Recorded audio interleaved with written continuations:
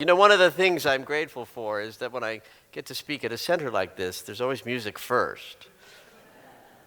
It sort of makes it very easy to open the heart. Thank you, Will. That was just yummy and sweet. And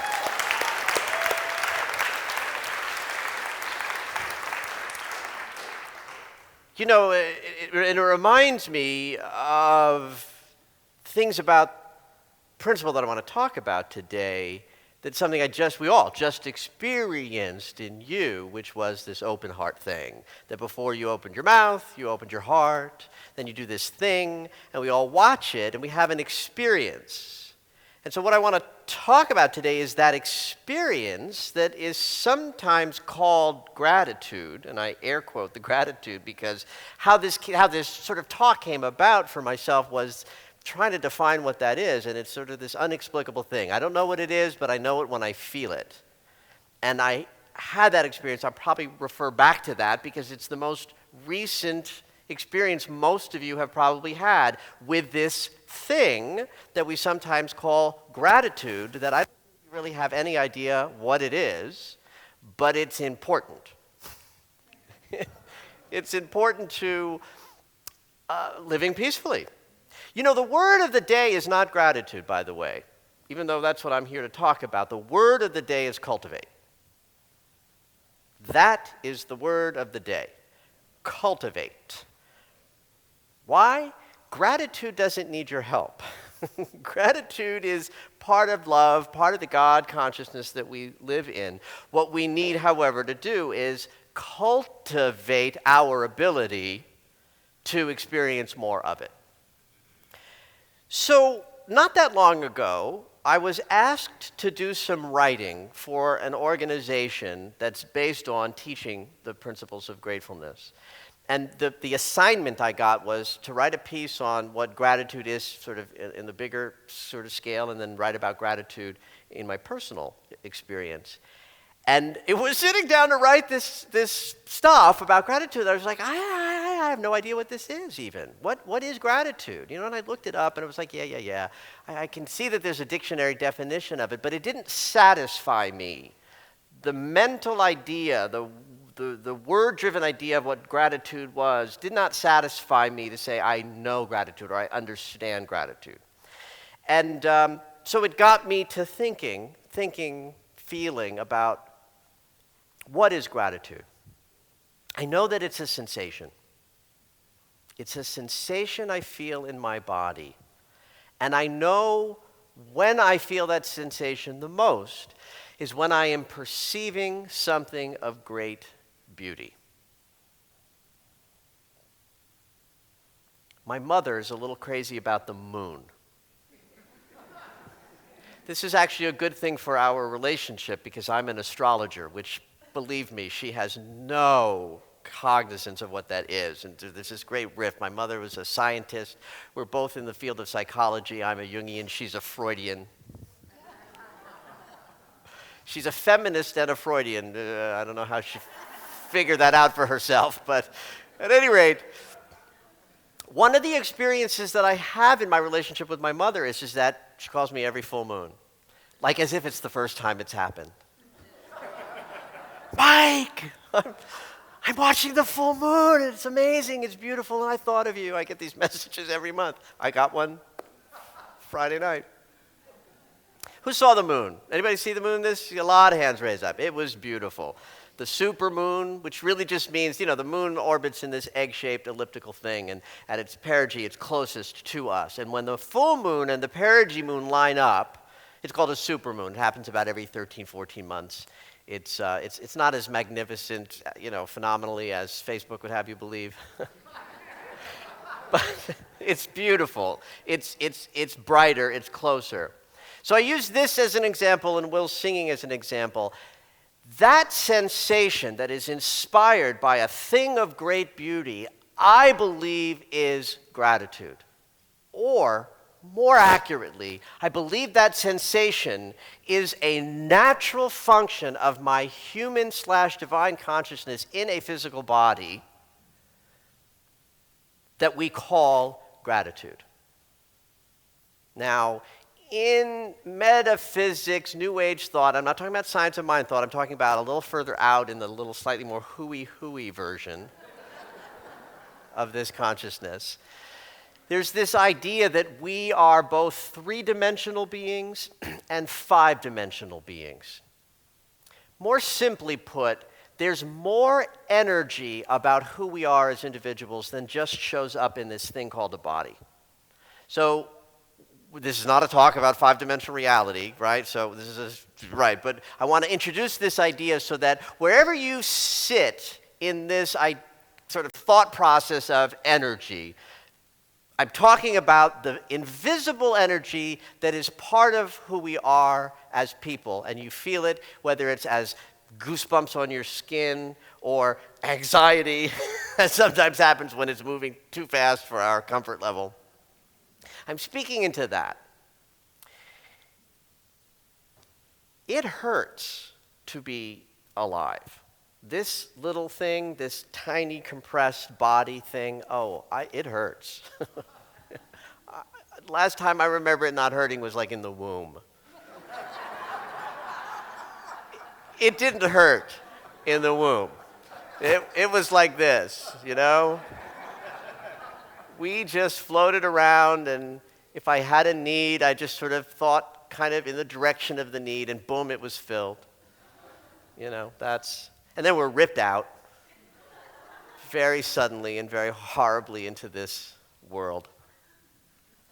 So one of the things I think that's happening when we perceive an object of great beauty, and this sensation goes through the body, and the body's energy speeds up in some way, and it feels good, I think that's gratitude. I am reminded of the magnificence of this life experience when I behold something of great beauty, and for that moment I forget everything that could possibly trouble me. And I'm in this flowing sensation of energy spiraling through my body. I forget that it hurts to be here, and I'm just glad. That's gratitude. Or at least it is for the purpose of this talk.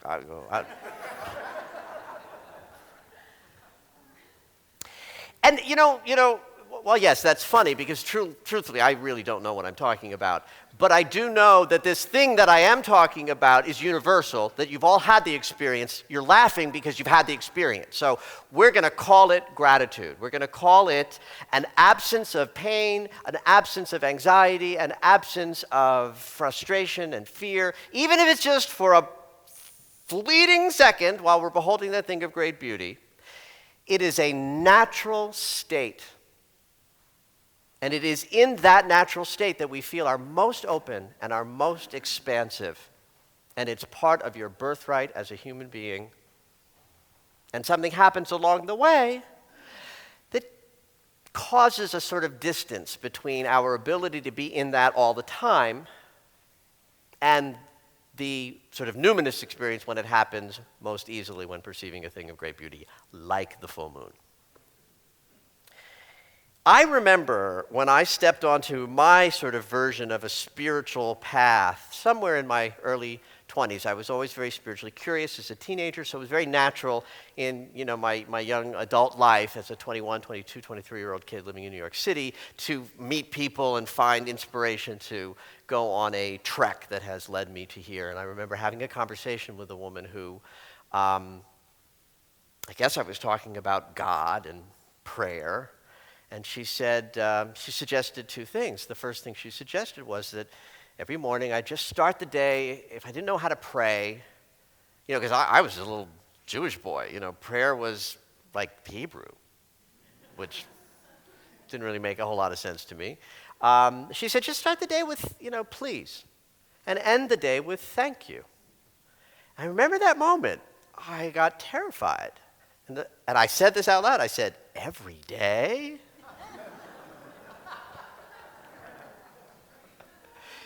Yeah, she probably did that too. She probably just sort of laughed going, yeah, every day, which was just anathema to me. The idea that I would pray every day was just shocking to me. And it seemed like a Herculean idea. because I had no sense of cultivation. I had no idea that I could get to that place with really great ease if I cultivated a discipline for prayer. The other thing that she suggested to me at a moment of difficulty, she said, we were on the phone, she said, hang up, get a pen and paper, write down 10 things that you're grateful for, and then call me back. I don't know how long it took, but that return phone call took a while because it was so much work to think of 10 things that I was grateful for at age 22, 23. So much work and so much effort. Now, that is not the case today. Not the case today. But there was something that happened that was somewhat miraculous when I called her back, was by the time we were done with this exercise, I felt better. I felt better by turning my focus over to things that I was grateful for rather than focusing on the things I was terrified about. And this is what we teach certainly in Science of Mind, this is what we teach. We teach knowing the truth. You know, all the news is prayer. It's just prayer to the gods of fear. I know the truth. The world is a terrible place. I know the truth. I might get killed when I walk outside of the door. I know the truth. It's like, well, I'm going to know this truth. Both are true. Both are true. What are you going to focus on? What are you going to cultivate? I choose to cultivate a spirit of gratitude because in that spirit of gratitude, that sensation of feeling when I'm beholding something beautiful, my heart opens up. And then I am not guiding my progress through life with my mind. My mind will get me in trouble every time. I am fond of saying the mind sees far and is always wrong. Do not follow what your mind tells you. Now, the heart's intelligence is always there, but it doesn't speak to us in the language of rational thought. It just sort of feels good and feels right in a moment. And we know, am I safe? Am I safe right here, right now? Has the choice that I have made in this moment a choice that is serving me? The heart will always tell you yes or no. The cultivation of gratitude keeps that heart space open so that we can follow its wisdom and guidance as we make our choices. The mind is really just there to say turn left, turn right, wear a sweater, it's chilly. So, somewhere along the line, in the last couple of years, in my personal practice, I don't know exactly how this happened or why this happened, but there was something about the various places that I either went and studied or went and taught, which is, by the way, when you're teaching, you're learning. This idea of putting gratitude at the sort of head of my daily practice began to coalesce into something very definitive. Now, my spiritual practice changes so frequently that who knows, in a year or two it might be something else. I don't know. I can't guarantee that I'll stick with this. But it has certainly been the leading practice over the last couple of years. And I want to share a little bit about it with you because I think we overthink these things a little too much. We get clever about how am I going to reach this level of spiritual mastery I attain. It must be hard. It must be difficult. And mostly it must be including something that I don't know about because I'm not there yet. But the truth is, if you're sitting in this room right now, you know everything you could possibly need to know. The challenge between living a life that is freer and a life that is more constrained is how often we allow ourselves to turn towards our practice. How often do we turn towards the affirmative prayer when we've been sitting in traffic and we've been affirming to the gods of everything is terrible? So I start my day, every day, with, coffee. I got to tell the truth. Nothing happens before my cup of coffee. But somewhere in that first hour that I'm drinking my coffee and turning on my computer and getting ready to start my day, I do a little gratitude practice. I'm a big fan of burning sage. I like smelly things. I like burning things. I like seeing things in the sky. You know, like smoke for me is evidence that I'm doing something.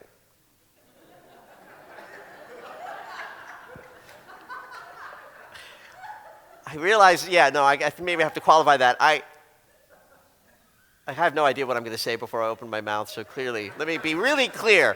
I'm talking about ritual. Like, I'm talking about the ritual of the burning of the sage. It's like a lot of people will run around saying, oh, yes, the burning of the sage is sacred and it changes the energy. Maybe. I don't even really know if that's true, but I burn sage every day. Now, it may be true. I'm even inclined to believe that it is true, but for the sake of telling the absolute truth to you, I'm telling you that I don't do it because it's true and it raises the vibration and it la la la la la. It might be true. But what is absolutely true is what it does for me is it helps me cultivate that which I am using it to create in my perception. I burn that sage and I've done it. I've made a choice to do what? To light it up, to then change its form. Now suddenly the sage is a symbol of something that I want to transform into something else. The alchemists turned lead into gold. They were not talking about currency.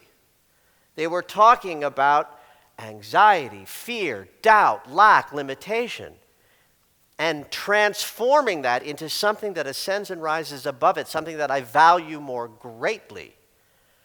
And so it starts even with the lighting of the candle and the burning of the sage. I am already engaged in an idea that, symbolically, I can transform anything. And I want to do it in a nice ritualized fashion, because I don't want to burn my house down, because that would be changing more than I bargained for. So I just relegate it to a little bit of sage. And it smells good. And when people come into my house, they go, wow, it smells good in here. I'm like, yes, it does. So I start in my kitchen. Why? Because the kitchen is the heart. The kitchen, why do you think everybody spends the party in the kitchen? Because it's the center where the warmth is. It's the center of the body through which everything passes. And when it does, it is nurtured and filled up. Just like the blood in your body passes through the heart center, goes into the heart and lungs, gets filled up with nutrients, and then out and into the rest of the body. So we start at the center, at the heart and hearth of the home, the kitchen, and I say, I'm grateful. I'm grateful for this space in my consciousness that supports and nurtures me. I'm talking literal, guys. I look at my microwave oven, and I thank it for speeding up the molecules in that which I wish to be hotter. You can bet I thank my coffee maker. And look, I've been here enough times, and most of you heard me enough before to know that the funny and the yak and the idea that I'm being a little entertaining is really just so that you're having some fun. But I want you to know that this is literal. I literally thank my coffee maker, my disposal. And when things are a little rockier, I thank them more profusely. And then I move through the dining area, which is right next to the kitchen, and I thank my consciousness for having a space where I get to share my sustenance and nurturance with others, because that's what I do at that table. That area of the house is never used unless people are over. So I thank my consciousness of my willingness and ability to share my sustenance and nurturance with others. And I pass by my front door. This is a biggie. The front door is my consciousness of I connect or protect depending on my need. I can shut and lock that door and I feel protected from the world, and I need that now and then. And I can choose to unlock it, open it, and now I'm connected. And it just opens and closes at, my whim and my will. And I'm grateful for that. I'm grateful for the locks.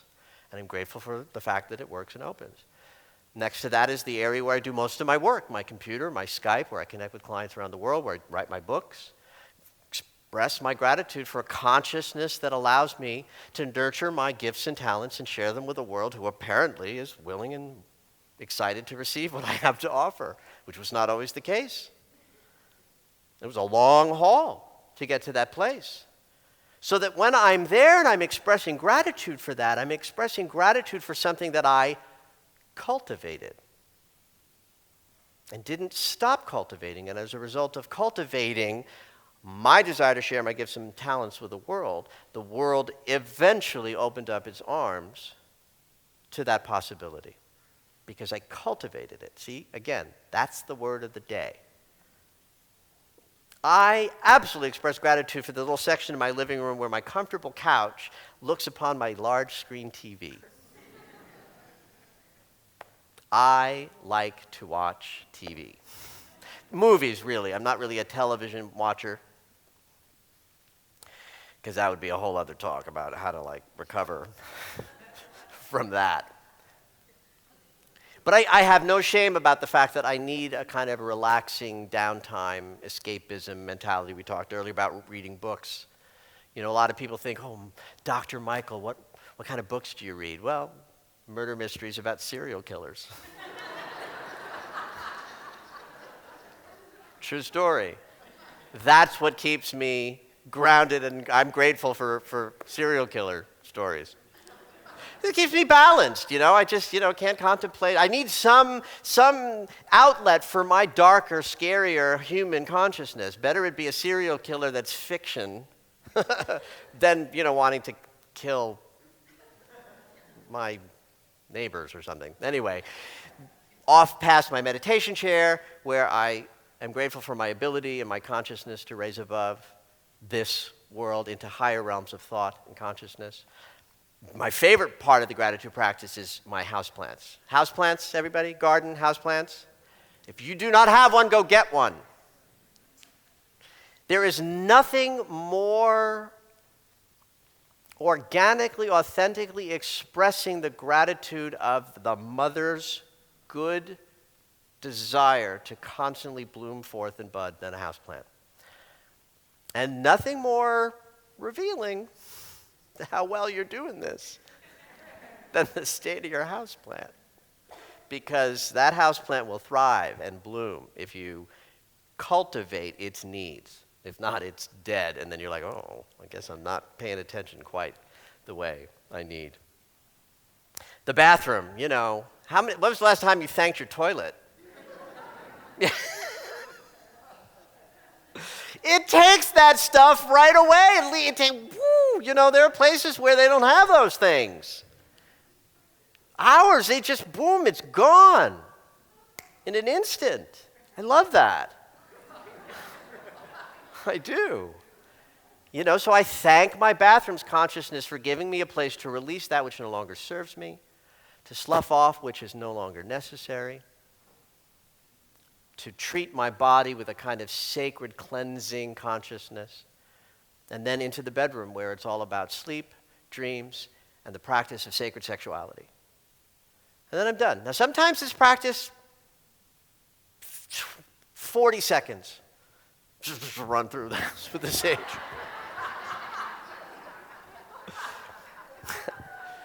On very rare occasions, I don't do it. Just very rare occasions, I don't do it.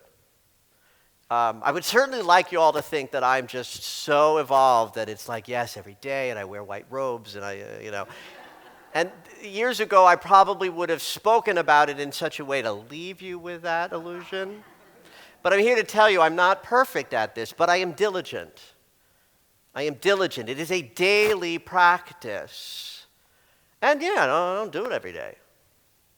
And when I need it the most is when I feel far away from that sensation that I am calling today gratitude. I step it up because maybe the moon is 14 hours away from rising and I can't wait that long to be inspired by something of great beauty.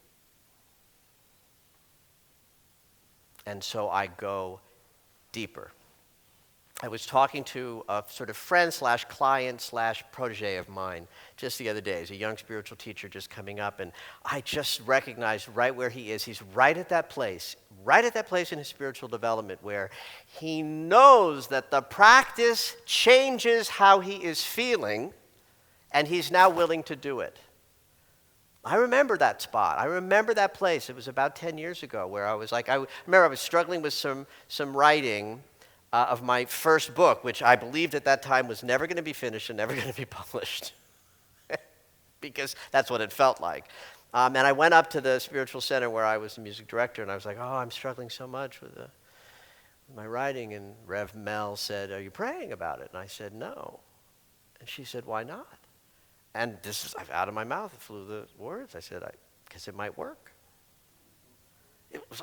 I was as shocked as she was. I mean, she was really shocked. She thought I was much further along than I was on my spiritual path. But there was this sort of truth of, I was bumping up against that thing that we all have as human beings, which is this thing that's this resistance thing, that we resist our own freedom. I don't know why that is. I could do a talk about why that is, and I'd come up here and I'd be telling you, it's because of this.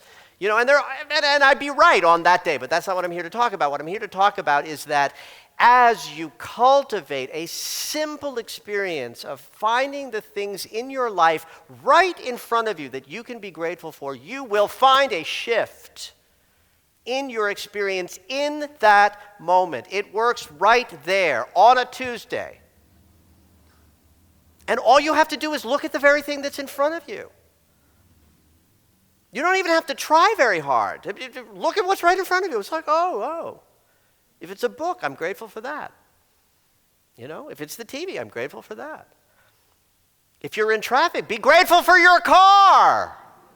My goodness, what a magnificent thing. You're driving in this thing, you could go anywhere. I mean, you might have to stop at the ocean, but that's about it.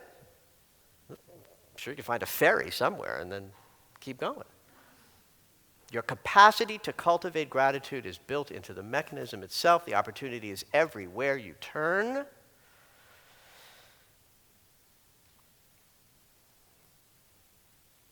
And it's free. Thank you very much.